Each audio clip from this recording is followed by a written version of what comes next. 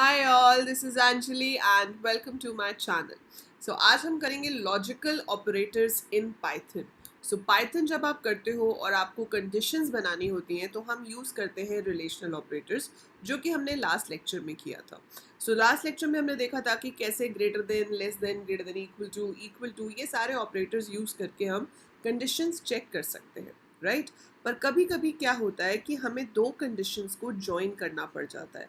I have to link the conditions कि भाई ये भी ट्रू चाहिए एंड ये भी ट्रू चाहिए, या फिर ऐसा हो जाता है कि दोनों में से कोई एक ट्रू हो तो भी हम काम कर लेंगे.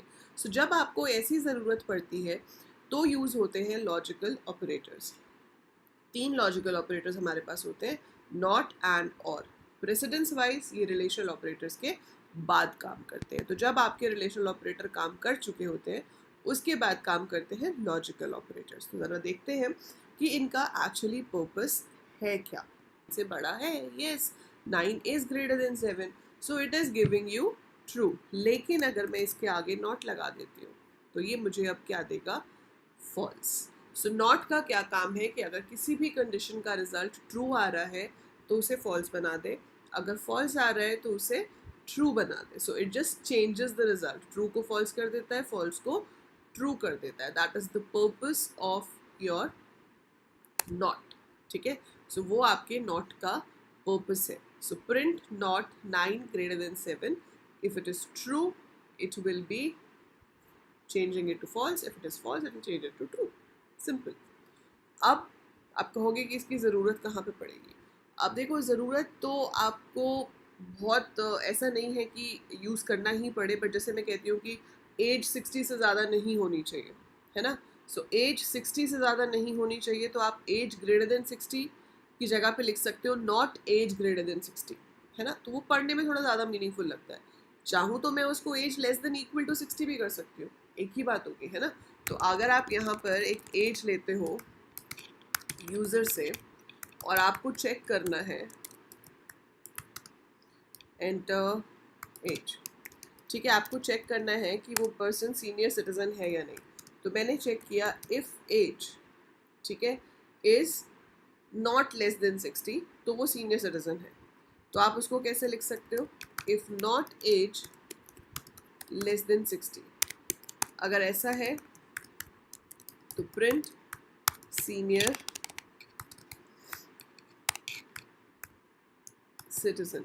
ठीक है, and then you execute it. So अगर मैं यहाँ पर एंटर करती हूँ 56 तो वो कुछ भी प्रिंट नहीं कर रहा क्योंकि मैंने एल्स दिया ही नहीं है ना. तो कुछ भी प्रिंट नहीं कर रहा क्योंकि ये कंडीशन फॉल्स आ रही है. 56 less than 60 is true, not उसको फॉल्स कर देगा और वो कुछ भी प्रिंट नहीं करेगा. आप इसको दोबारा से रन करते हो, आपने एंटर किया 67. This time it is printing senior citizen क्योंकि 67 60 से कम नहीं है, वो फॉल्स है. और नॉट उसको क्या बना देगा, ट्रू. सो ट्रू बना देगा तो ये चीज़ प्रिंट हो जाएगी. ठीक है, बट वही बात है कि आप कहोगे कि मैम यहाँ पे तो हम ऐसे भी लगा सकते थे, सीधे ही लगा लो भाई कि अगर age greater than equal to 60 है तो सीनियर सिटीजन है, अदरवाइज नहीं है. So as a programmer totally आपकी मर्जी है, आप जैसे लगाना चाहो कंडीशन लगा सकते हो. आपको सिर्फ पता होना चाहिए कि what are the possible methods. So आपको पता होना चाहिए कि अगर हम नॉट लिखते हैं तो उससे होता क्या है. यूज़ करना ना करना टोटली आपकी अपनी कन्वीनियंस है. ठीक है, सो दैट इज़ नॉट. अब उसके बाद आते हैं एंड और. सो जो हम नॉर्मल बात करते हैं उसमें जो एंड और में फ़र्क होता है वही फ़र्क आपका प्रोग्रामिंग में भी होता है. मैं कहती हूँ मुझे ये चाहिए एंड मुझे ये चाहिए, so I need both the things. You need both the things, दोनों चीज़ें चाहिए आपको. सो उसके लिए दोनों कंडीशंस ट्रू होना ज़रूरी है. तो हम कहते हैं कि भाई जॉब हम आपको दे सकते हैं, you are eligible for to apply for the job अगर आपकी एज 25 से लेकर 50 के बीच में है. तो मैंने यहाँ पर क्या लगा दिया, and. So I want the age to be greater than or equal to 25 and it has to be less than or equal to 50. ठीक है, सो आपके पास दोनों कंडीशंस ट्रू होनी ज़रूरी है. तो यहाँ पर मैंने लिख दिया you can apply, else I will say you can't apply. So इसमें क्या हो जाएगा, अब जब मैं इसको रन करूँगी वो मुझसे एज पूछेगा. अगर मैंने 45 एंटर किया तो 25 से ज़्यादा है, ट्रू. 50 से छोटा है, true. So it will say you can apply. But if I enter 52, अब 52 पहली या 53 जो भी, 25 से तो ज़्यादा है, 25 से तो ज़्यादा है, बट क्या ये 50 से कम है? नहीं, ये 50 से कम नहीं है। तो एक कंडीशन ट्रू है, लेकिन जो दूसरी कंडीशन है वो मेरी फॉल्स है, इसलिए वो आपको क्या कहेगा, यू कांट अप्लाई।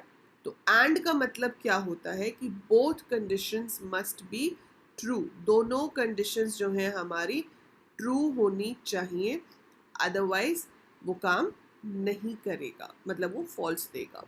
आपको इसमें इनपुट जो मैं दे रही हूँ वो नहीं दिख रहा होगा ना ठीक से, तो let me change the color of the font. Editor, this is color scheme. I've selected twilight. If I select this, इसमें भी green है, एक second.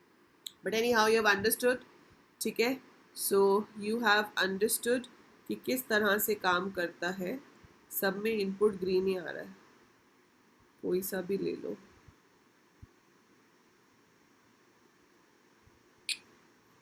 Everyone is having the input in green color, कोई बात नहीं।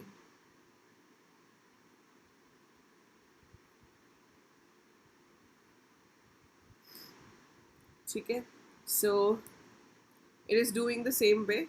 तो एनी हाउ आपको मैं वैल्यू बता रही हूँ because of the chroma setup ना, इसलिए वो ग्रीन कलर को शो नहीं कर रहा, but I am telling you कि मैं क्या इनपुट दे रही हूँ। ठीक है, सो मैंने 53 इनपुट किया तो यहाँ पर आ रहा है यू कांट अप्लाई। अब मैंने फिर से यहाँ पर एज एंटर की, दिस इज 23 अगेन, 50 से छोटी तो है लेकिन 25 से ज़्यादा बड़ी नहीं है, तो यू कांट अप्लाई आएगा।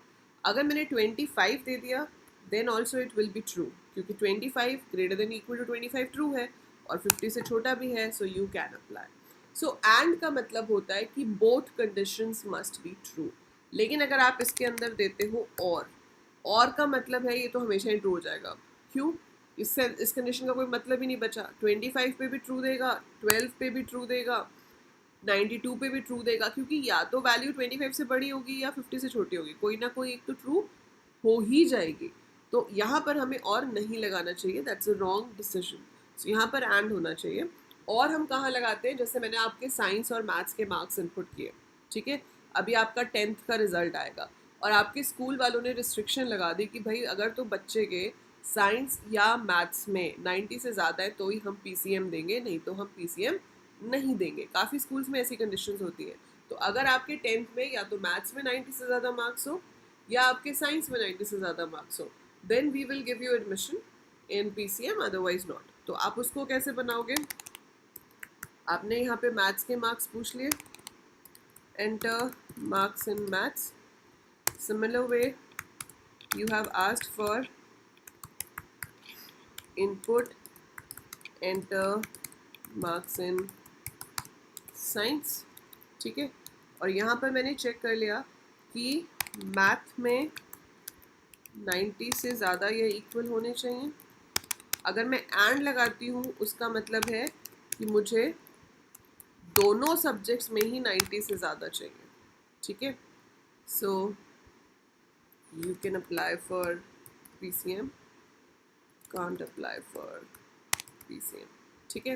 So if I run this और मैंने मार्क्स मैथ्स में इनपुट किए 93, साइंस में इनपुट किए 89, तो वो कहेगा यू कांट अप्लाई, क्योंकि एक में तो 90 से ज़्यादा है लेकिन एक सब्जेक्ट में नहीं है। So that is and.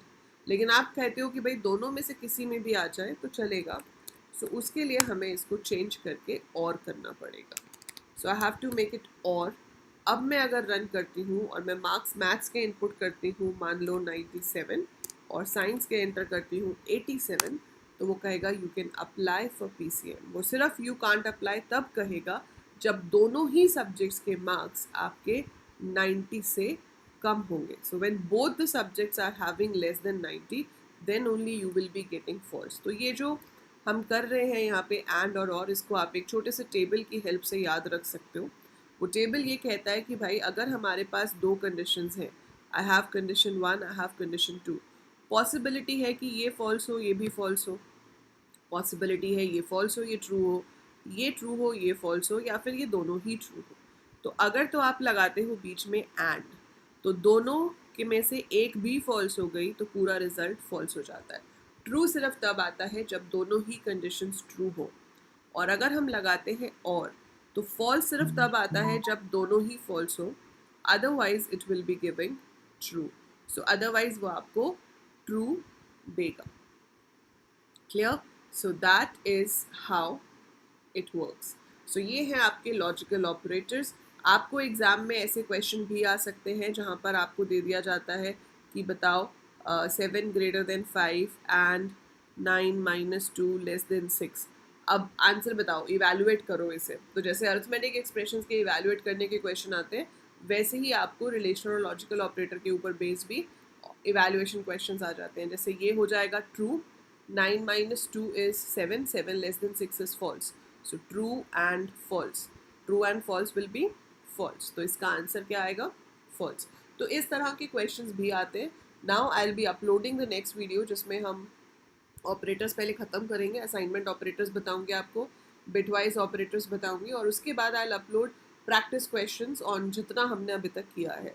सो जितना हमने किया है उस पर किस तरह के 1 मार्क क्वेश्चन आ सकते हैं, किस किस तरह के प्रोग्राम्स आ सकते हैं। तो देखो, प्रोग्राम्स के लिए तो बेटा 100 डे पाइथन प्रोग्रामिंग चैलेंज चल रहा है, तो आपको जितना आता जाता है उसके साथ साथ आप 100 डेज पाइथन कोडिंग चैलेंज कर सकते हो। वहाँ से आपके प्रोग्राम्स की प्रैक्टिस बहुत अच्छे से हो जाएगी। ठीक है? So that is it for your this class. I'll see you in the next one. Till then, take very good care of yourself. और अगर अनअकैडमी सब्सक्रिप्शन लेने का मूड है तो talk to your parents, links are in the description. Discount सिर्फ 22 जुलाई तक ही है, तो फटाफट से अपना माइंड मेकअप कर लीजिए and join me in regular plus classes on Unacademy. Otherwise भी अगर आप मेरी फ्री क्लासेस भी अनअकैडमी पे ज्वाइन करना चाहते हो तो मेरी प्रोफाइल का लिंक डिस्क्रिप्शन में दिया हुआ है, वहाँ से आप मेरी प्रोफाइल ओपन करके यहाँ फॉलो बटन होगा, उस पर क्लिक कर सकते हो, ताकि जब मैं फ्री क्लास के लिए भी लाइव आती हूँ आप मुझे वहाँ पे भी ज्वाइन कर सकते हो and you can interact with me live over there. Fine, bye for now, take care.